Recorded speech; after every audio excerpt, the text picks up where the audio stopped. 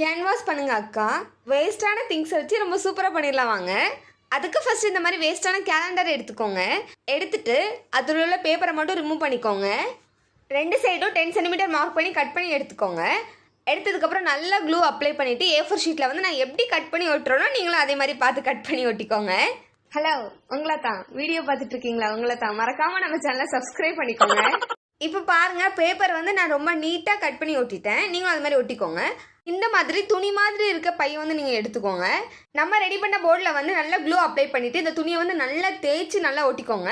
அப்போ தான் பெயிண்டிங் பண்ணுறதுக்கு சூப்பராக கடையில் வாங்கின மாதிரியே இருக்கும். அவ்வளோதான், நம்ம வீட்டிலே பண்ண குட்டியான க்யூட்டான கேன்வாஸ் போர்டு எப்படி இருக்குன்னு சொல்லுங்கள்.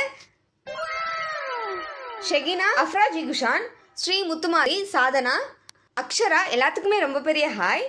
நம்ம வீட்டிலே பண்ண க்யூட்டான கேன்வாஸ் போர்டில் எந்த மாதிரி பெயிண்டிங் பண்ணலான்னு சொல்லிட்டு மறக்காமல் கமெண்ட் பண்ணுங்கள். தேங்க்யூ.